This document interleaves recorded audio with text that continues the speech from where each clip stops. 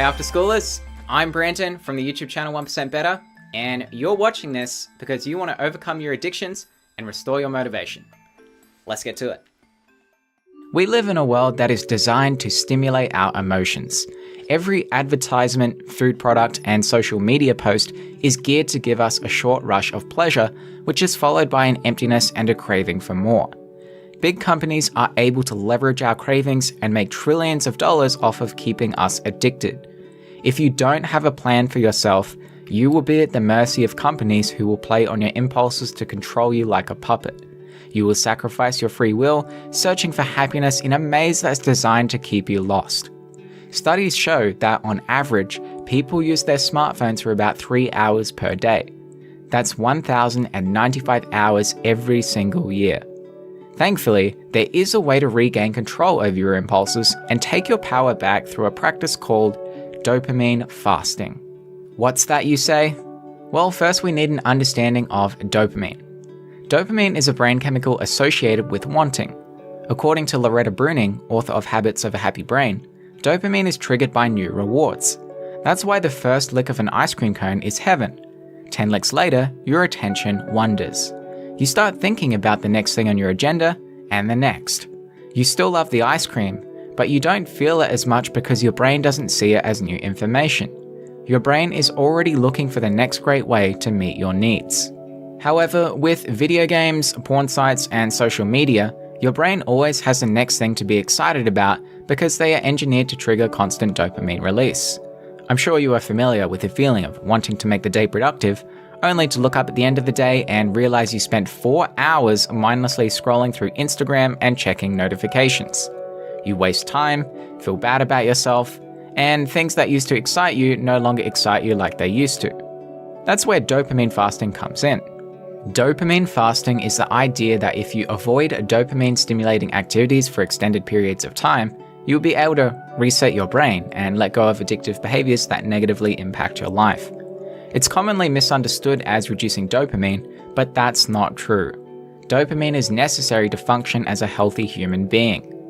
Dopamine fasting exploded in interest in October 2018 and gained even more interest a year later after Dr. Cameron Sepper published an article on Medium titled The Definitive Guide to Dopamine Fasting 2.0, The Hot Silicon Valley Trend. Dopamine Fasting 2.0 is better defined. It's based on cognitive behavioral therapy.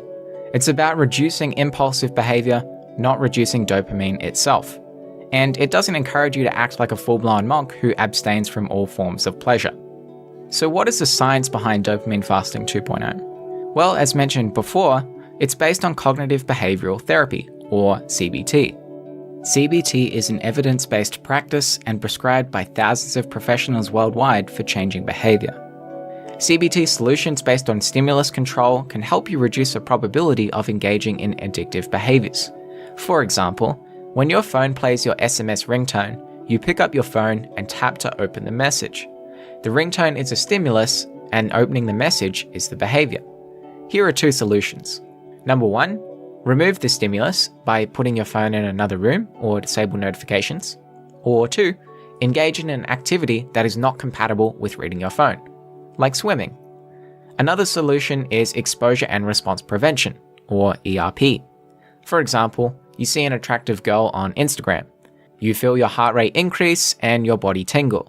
So you run to your bedroom, hop under the sheets, and masturbate until a deep sense of regret and worthlessness sinks in. By applying ERP, you would frequently look at attractive girls on Instagram, but refrain from masturbating. I know, it's difficult, but you can use a technique called urge surfing, which is essentially being mindful for a few minutes. Bring your attention to where you feel the urge in your body and simply be with it. Describe what the sensations feel like. When you are done, thank yourself and set your intention for what you will do next in your day. This will become easier over time, and you'll likely feel a sense of accomplishment. Now at this point you might be wondering, does dopamine fasting really work to manage your addictions? If by dopamine fasting you mean reducing your dopamine levels, the answer is no. But if you mean dopamine fasting 2.0 based on CBT like we just learned, then yes, an analysis of 106 studies concluded that, in general, the evidence base of CBT is very strong. But how does dopamine fasting help restore your motivation? Well, sharp or prolonged increases in dopamine levels can reduce the amount of dopamine receptors in your brain. Dopamine fasting may help increase the amount of receptors you have through a process called upregulation. The more dopamine receptors you have, the less stimuli it will take to achieve the same amount of pleasure. If you don't eat processed sugar for a month, a single blueberry could give you the same amount of pleasure as your favorite ice cream. So how do you dopamine fast? There's 2 steps. In step 1, identify the behaviors that are causing you distress, impairment, or addictiveness. 6 common impulsive behaviors are emotional eating, internet and gaming, gambling and shopping, thrill and novelty seeking, recreational drugs, and porn and masturbation. In step 2, follow a dopamine fasting schedule. For example, let's say you want to reduce the amount of time you waste on your phone. You would refrain from using your phone for 1 to 4 hours every day, 1 day per week, 1 weekend per quarter, and 1 full week per year. Start small and gradually increase the amounts of time you spend away from your phone. These are guidelines, not concrete rules. Follow a fasting schedule that works for you. So now you know how to dopamine fast, but you may find it difficult to do. Keep watching because I'll share some tips that might make it easier for you to overcome your addictions and bad habits. So let's talk about routine and reward replacement. Imagine that you have a bad habit of going to the cafeteria to buy a Coke every day.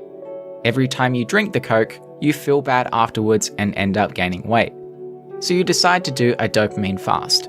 Instead of drinking a Coke every day, you try to only drink a Coke every 2 days. But you find this difficult.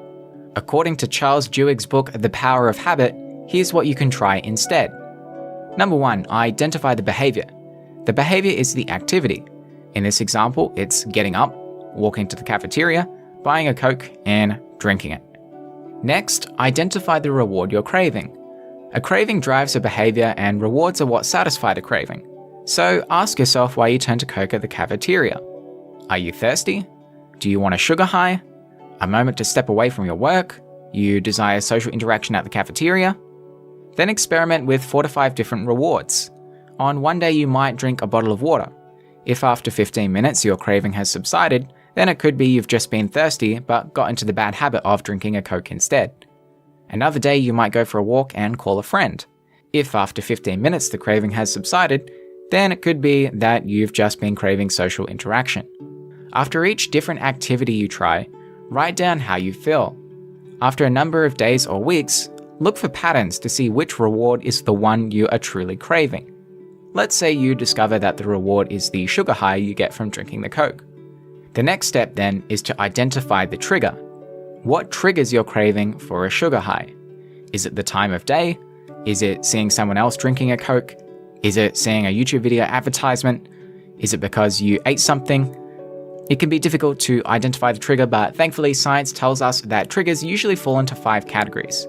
They are location, time, an emotional state, other people, or the immediately preceding action.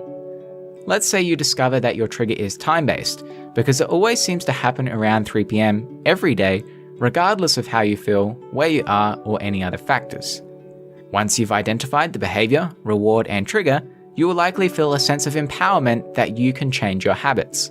So the final step is to make a plan. When 3 p.m. comes around, consciously choose a healthy behavior that delivers the reward you are craving. In our example, it's the sugar high. Make the conscious decision to go to a nearby juice bar to grab your favorite organic juice instead of a Coke. I work from home, so one of my favorite things to do is to stock my fridge with cans of flavored fizzy water with natural lemon flavors. I get the same reward of having a Coke, but without the bad stuff. If you liked this video, then consider checking out my channel 1% Better, where I create animated summaries of life-changing books. Thank you After School for having me, and thank you for watching.